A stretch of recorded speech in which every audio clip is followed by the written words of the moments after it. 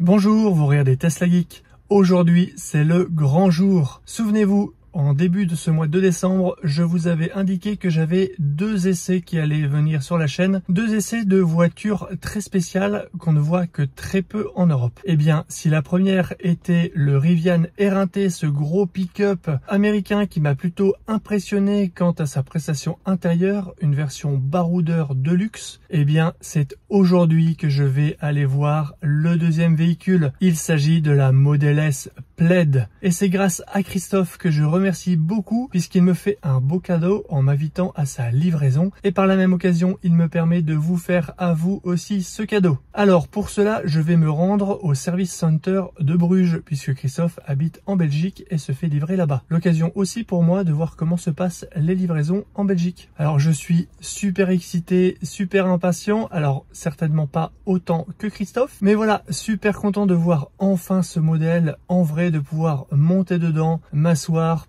toucher le volant yoke. J'espère que Christophe pourra m'emmener faire un essai pour voir un peu ce qu'elle a dans le ventre. Alors là, avec la météo qu'on a pour le moment, pas génial. Alors j'ai essayé de préparer cette vidéo du mieux que je peux, mais je ne sais vraiment pas trop à quoi m'attendre pour plusieurs raisons. La première, c'est que je ne suis jamais allé dans un service center en Belgique pour une livraison. Je ne sais pas ce qu'on aura droit de faire, de ne pas faire. Est-ce que ce sera en intérieur, en extérieur? Est-ce que je pourrai filmer là-bas? Est-ce qu'on ira ailleurs pour vous montrer les détails? Est-ce qu'on aura l'occasion de faire un essai routier? Qu'est-ce que ça va donner avec la météo? Voilà, je vais me laisser porter par Christophe aussi. Par ce moment, j'ai aussi envie de profiter un petit peu pour voir ce nouveau modèle qui fait vraiment sensation et beaucoup parler de lui. Voilà, là je prends la route direction Bruges et je vous retrouve tout à l'heure, juste après le jingle.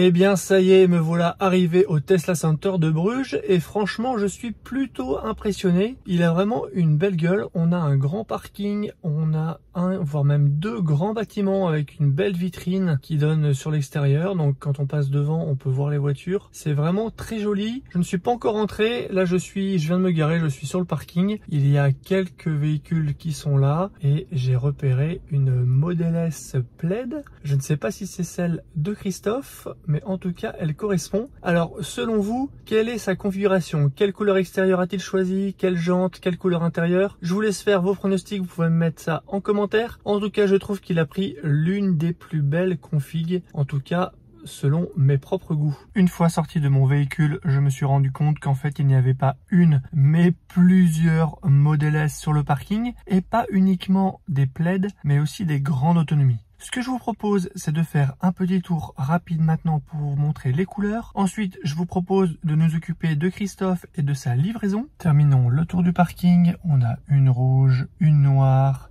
une grise ici. Vous verrez, on a une bleue un petit peu au fond, quelques blanches. De quoi voir toutes les couleurs de Tesla Model S. Ici, on a les jantes de base qui se cachent sous les enjoliveurs. Elles ressemblent quand même beaucoup à celles des modèles Y. Pendant que Christophe signe les papiers et reçoit ses 2 cartes clés, je fais le tour du showroom qui mélange véhicule de présentation et voiture de clients en attente de livraison. Cela permet aux clients de faire un tour au sec de leur voiture avec une carrosserie bien sèche avant de la sortir et de vérifier l'intérieur. En attendant de passer à son véhicule, voici un skateboard Tesla. C'est le nom qui est donné à la partie basse du châssis qui comprend le pack batterie et les moteurs. Il s'agit ici d'une Model S ancienne génération. Voici la Model S de Christophe. Il s'agit d'une version Plaid avec peinture noire, intérieur blanc, jante arachnide 21 pouces et EAP. Cette configuration est magnifique. Elle dispose encore des capteurs de stationnement. Toutes les baguettes de finition sont noires au lieu de chromées sur cette version Refresh. C'est beaucoup plus moderne et joli je trouve.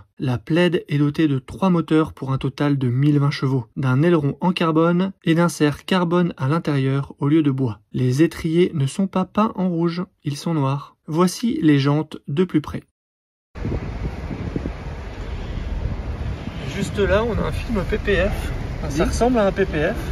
Qui est là pour protéger la carrosserie. Je savais pas qu'il y avait ça, mais... alors c'est une protection qu'ils ont oublié d'enlever, mais À l'arrière, on retrouve le badge plaid et son tartan écossais. Ici, la caméra dans le répéteur de clignotant, plus gros qu'avant. Les alignements de carrosserie sont pas mal, mais on le verra plus tard, si on cherche bien, on trouvera des choses à redire. Voici le grand coffre à haillons, un des points forts de la berline avec sa plage arrière. On retrouve un rangement avec un filet sur la droite, un rangement tout en profondeur côté gauche caché par une plaque en bois. Et enfin, un sous-coffre très profond où l'on retrouve la plupart des accessoires de série. Un extincteur, c'est obligatoire à la livraison en Belgique. Un gilet jaune, je suppose qu'il est aussi obligatoire. Un câble de recharge T2 pour borne publique, ainsi que le chargeur mobile dans sa pochette habituelle, comme pour les modèles 3 et modèle Y. Le coffre se ferme électriquement sur simple pression sur ce bouton.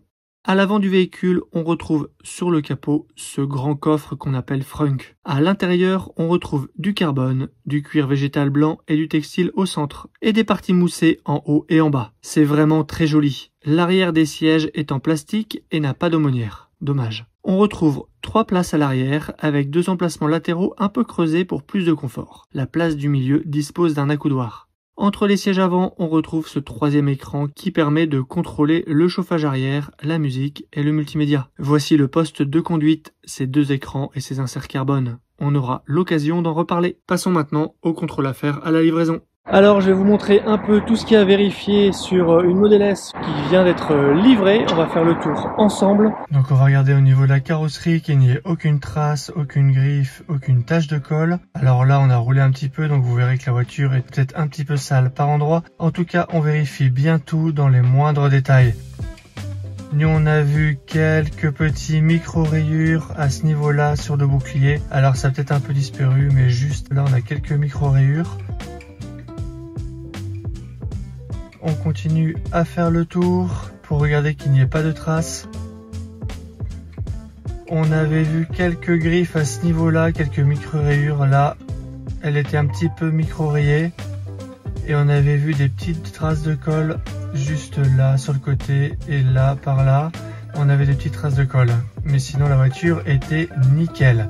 On peut regarder aussi les alignements de carrosserie. Alors moi je trouve qu'ici c'est pas trop mal. On est vraiment à fleur au niveau des phares. On a toujours cet écartement qui est plus large en haut qu'en bas.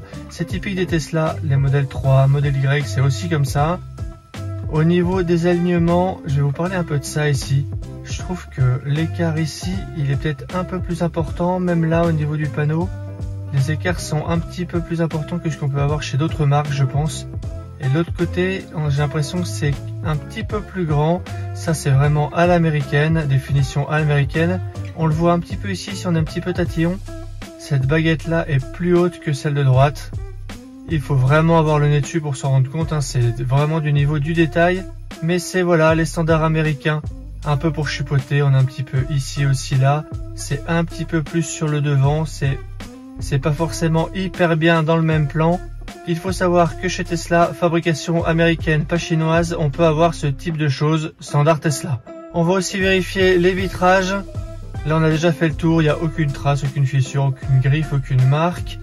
On peut vérifier aussi que les joints sont bien mis. On ouvre la porte et là, on peut regarder ici que les joints sont bien. À ce niveau-là, tout est bien, il n'y a pas de problème. Ils ont l'air bien mis. Je vais vous parler de la moquette. Cette moquette là ici, vous voyez, qui est plus épaisse, vraiment très agréable. C'est livré bien sûr avec des tapis intérieurs qui sont en moquette et qui sont plus épais que ceux des modèles 3 et Y. Et là, on a la petite finition tissu avec la finition cuir synthétique. Au niveau de l'intérieur, on va vérifier que toutes les contreportes, tous les matériaux ne sont pas griffés, tachés ou des traces de colle. Ici, vraiment, tout est nickel. On va faire pareil sur le ciel de toit. On va regarder bien sûr à tous les endroits pour vérifier que tout est bien. On va regarder les vitrages aussi de l'intérieur. Et on va regarder bien sûr la sellerie qui est juste là. La sellerie, pareil, on va regarder qu'il n'y a pas de traces de griffes, de taches. Et tout est très bien ici. Après, au niveau des premiers réglages à faire, moi ce que je vous conseille, c'est bien sûr de régler votre siège, ensuite de régler le volant, régler les rétroviseurs et aussi d'activer tout ce qui peut être essuie-glace automatique afin de, s'il y a les premières pluies, que les essuie-glaces se mettent en route et que vous n'ayez pas à en urgence les activer. Se mettre aussi en feu automatique, mais ça normalement c'est le cas dès le début. Vérifier aussi la pression des pneus, donc là on l'a fait. On est à 3 bars sur chaque roue, donc c'est normal pour ce véhicule-là. On va le vérifier. C'est inscrit dans la porte. Pour le vérifier, il faut rouler quelques mètres et ensuite aller dans le menu entretien. Et là, on a bien les pressions qui s'affichent. Donc on est tout à fait conforme à ce qu'il faut.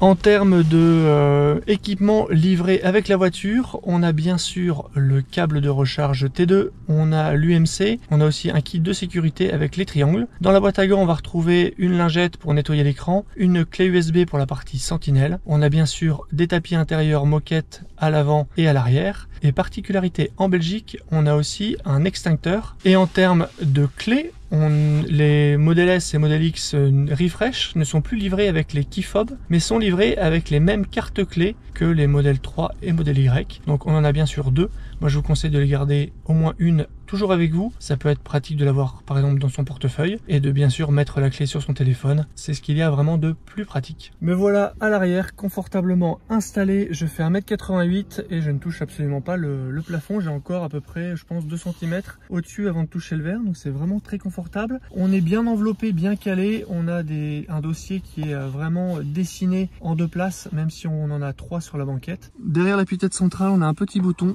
qui permet de déployer avec ici un porte-gobelet et là on a un petit bouton qu'on relève, regardez le bouton est là et ça permet d'accéder à un petit rangement et à 2 chargeurs à induction. Au niveau de cet écran arrière central, on a le contrôle de la musique, on peut contrôler aussi les sièges chauffants, vous voyez, hop, hop, tout coupé. On a accès aussi à la ventilation, donc là on peut mettre plus fort ou moins fort sur la ventilation arrière. On peut être en mode auto ou sortir du mode. On doit pouvoir le couper, voilà, le réactiver. Et on peut changer l'orientation de chacun des flux, vers le haut, plus central, plus latéral, vers le bas. On peut vraiment le régler de part et d'autre. On peut aussi régler la température. Donc là je vais par exemple mettre sur 19 et ça règle que la zone de derrière. Vous le voyez devant là-bas, on est encore sur 21. Donc on a vraiment une climatisation trizone. On a ici accès à la partie multimédia avec Netflix, YouTube, Disney+, et Twitch. On n'est pas bien là, regardez Tesla Geek dans la Model S Plaid. Tesla Model 3 au programme, je pense que ça va vous intéresser. On commencera avec la consommation.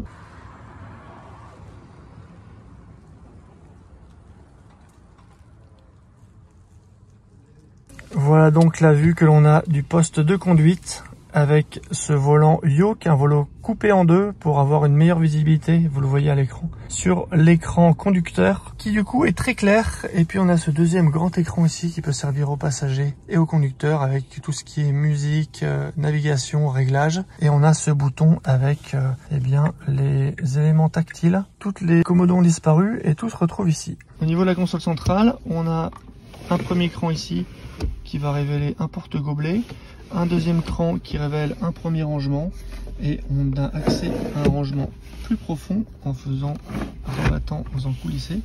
Et là au fond on a 2 ports USB au format USB-C, donc qui seront assez pratiques. Alors je ne trouvais pas la prise 12 volts, mais en fait elle est juste ici cachée par ce cache.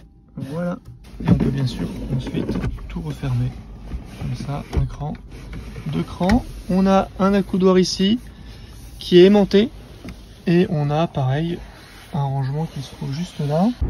Ça y est, premier tour de roue avec Christophe et son fils Quentin à bord de cette Tesla Model S Plaid.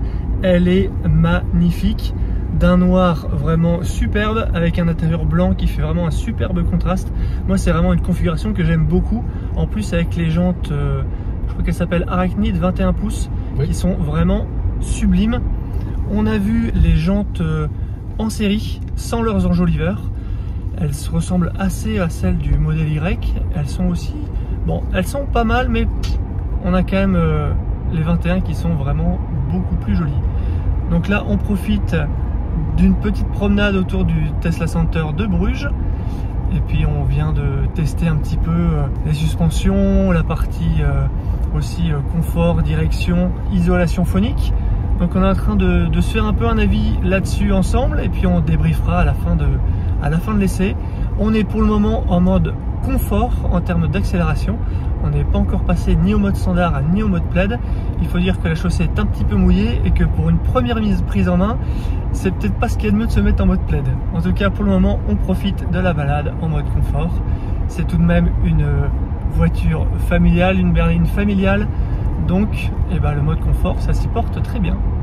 L'absence de Komodo est assez perturbante. Hein. Ouais, je pense que ça va être le changement principal sur cette voiture, ça va être ça. Ouais.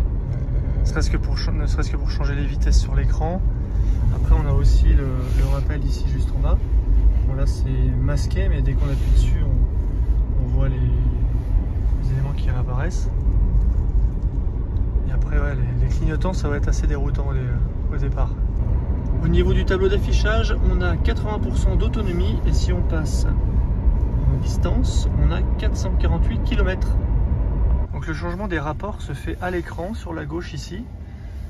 On fait glisser la voiture vers l'avant pour se mettre en marche avant et vers l'arrière pour passer en marche arrière. Si on veut passer en mode parking, on a le P tout en haut qui vient de disparaître et le mode neutre, on avait le N en bas. Juste là, on a le N et en haut, on a le P. Alors Christophe, petit débrief de cet essai. C'était ta première fois en Tesla. Ouais. Tu m'as dit tout à l'heure que tu avais commandé sans même avoir essayé. Je suis jamais monté dans une Tesla et oui, ça décoiffe. Hein. C'est le moins qu'on puisse dire. C'est impressionnant, vraiment impressionnant. Alors qu'est-ce que tu penses de l'ambiance intérieure, l'assise, le confort du siège, la finition? Qu'est-ce que tes impressions là-dessus? Honnêtement, c'est le top du top. Au niveau confort, les sièges sont vraiment super confortables, réglables dans tous les sens, donc c'est vraiment nickel. La prise en main est hyper facile. Il y a juste, c'est vrai que le volant, je sens qu'il va falloir un petit peu de temps pour le prendre en main, gérer les clignotants avec l'absence de Komodo est un peu déroutante, mais bon. Non, je sens que ça va aller. Et en termes de sensation de conduite, qu'est-ce que ça t'a donné? On a démarré pépère et c'était super confortable. On a essayé deux, trois configurations, suspension, et puis on a quand même poussé un petit peu et je crois que j'ai encore l'estomac au niveau de mes abdominales. Donc je vous garantis que ça décoiffe, même quand on est derrière, s'y attendait pas à ce que ça pousse autant. Et j'ai pas filmé parce que je voulais aussi profiter du moment et si je me concentre sur la vidéo, je profite pas. Et non, ça décoiffe, le mode plaid, il n'y a pas à dire, les 1000 chevaux sont bien là, le blason est bien là aussi. En termes d'insonorisation, qu'est-ce que tu en as pensé? C'est bien, on discute tout à fait facilement, les bruits de route, on les entend, mais sans... ça va. Je serais incapable de dire s'il y a une insonorisation active ou pas, mais non, c'est très confortable. Il me semble que c'est prévu pour. Oui, j'ai entendu dire qu'il y avait des micros au niveau des roues pour capter ce bruit-là et faire une annulation sonore au niveau du conducteur. On parle même aussi d'une mise à jour logicielle qui arriverait, on ne sait pas quand, mais qui permettrait d'avoir 2 zones audio dans l'habitacle. Une pour la partie passager avant pour qu'ils puissent par exemple écouter leur musique, et une autre à l'arrière pour regarder YouTube ou jouer, enfin faire autre chose, avoir 2 bulles sonores finalement, ce qui serait pas une mauvaise idée. Est-ce que ça va bien fonctionner? Est-ce que le mélange des bruits... On verra. Moi ici, je vais essayer de chipoter, je vais passer à mon avis les prochaines heures à regarder les réglages dans le détail et on va pouvoir regarder ça en détail. En tout cas, on a été très bien accueillis par le Tesla Center avec... un Tesla Advisor qui se sont occupés de toi, un plus pour la partie on va dire un peu administrative, faire quelque chose sur ton téléphone, et l'autre qui a pris du temps, je dirais 5 voire peut-être même 10 minutes dans la voiture à t'expliquer les différents réglages, même à la régler comme lui il l'aurait fait en t'expliquant à chaque fois les réglages qu'il a fait. Donc ça c'est plutôt bien. Bon, faut dire qu'il n'y avait pas non plus beaucoup de monde cet après-midi dans le Tesla Center. Par contre, ils sont en train de décharger un nombre incalculable de Model S Plaid, de X, S grande autonomie aussi. Donc, il va y avoir pas mal de livraisons, à mon avis, ce week-end, ou tout du moins dans les jours à venir, avant la fin du mois, la fin de l'année même. Donc, il va y avoir du boulot. En tout cas, ils ont pris ce temps-là avec toi. Je trouve que c'est plutôt sympa. Bah moi je trouve que la finition du véhicule est plutôt bien. On a quelques panneaux de carrosserie qui sont un petit peu larges à certains endroits, mais je pense que ça c'est vraiment propre à la Model S. Ça donne du coup peut-être, il faudrait que je compare à du très haut de gamme allemand type Audi, Mercedes pour voir quelle est un peu la largeur de leurs panneaux d'écart entre leurs panneaux de carrosserie. Là ça a l'air vraiment standard américain, hein, mais ça reste quand même une superbe auto. Il faut savoir qu'on a ces petites différences là, mais la voiture est magnifique. J'adore le ciel de toit noir Alcantara. Vous voyez ici là, c'est vraiment très joli. Ça assombrit peut-être un peu le véhicule, mais moi je trouve que c'est très classe. On a du cuir sur le tableau de bord, sur les côtés. On a des boutons tactiles au niveau des portes pour les ouvrir. Ça manque peut-être d'un petit peu un petit retour haptique où ça a une petite vibration pour nous confirmer que ça a été bien enclenché. Christophe, quand tu as mis les clignotants, oui, est-ce que tu as une petite vibration? Il y a un petit retour, oui. Il y a un petit retour haptique. Tu sens quand tu l'enclenches ou... Oui, absolument. Moi, je trouve que c'est vraiment une voiture qui a deux personnalités. On a un côté berline, familial, confort. On peut transporter sa famille, faire des longs trajets. Là, on a calculé en norme EPA, on est à 560 km EPA, ce qui est plutôt pas mal, quasiment équivalent en termes d'autonomie EPA entre cette Plaid et une Model 3 Long Range. Donc c'est vraiment pas mal. Et la Model S grande autonomie a encore plus d'autonomie. Donc pour ceux qui veulent vraiment privilégier les longs trajets, ils peuvent peut-être aussi prendre cette version-là au détriment de la puissance. J'ai eu la chance de voir les trois couleurs d'intérieur possibles sur cette nouvelle Model S et Model X, et aussi les différentes jantes et différentes couleurs. Je vous propose donc de voir tout ça dans une prochaine vidéo. Ce sera tout pour cette vidéo, j'espère qu'elle vous a plu. On aura vu la livraison, les premières sensations d'un essai routier avec Christophe et Quentin. Et ben merci Christophe de m'avoir invité à cette livraison, à ta livraison, de m'avoir fait découvrir ce modèle. C'était la première fois que je montais dedans et que je la voyais en vrai. Et c'est un réel plaisir. Merci beaucoup. Un petit coucou à mes abonnés belges, parce que c'est la première fois que je viens en Belgique pour faire une vidéo comme ça et tester une livraison en service center belge. C'est vrai que j'habite pas loin de la frontière, mais j'avais jamais eu l'occasion de le faire. Donc merci aussi pour cette invitation-là et bonjour à tous mes amis belges. Ce sera tout pour cette vidéo. J'espère qu'elle vous a plu. N'hésitez pas à vous abonner pour ne pas rater mes prochaines vidéos. Allez faire un tour sur teslageek.fr pour des bons plans et une sélection d'accessoires. Et puis je vous dis à bientôt pour une prochaine vidéo. Bye bye. Si tu as aimé cette vidéo ou que tu veux soutenir la chaîne, mets un like. Tu peux t'abonner pour recevoir les notifications de mes prochaines vidéos et aider la chaîne à être mieux référencée. N'hésite pas à donner ton avis en commentaire. À bientôt.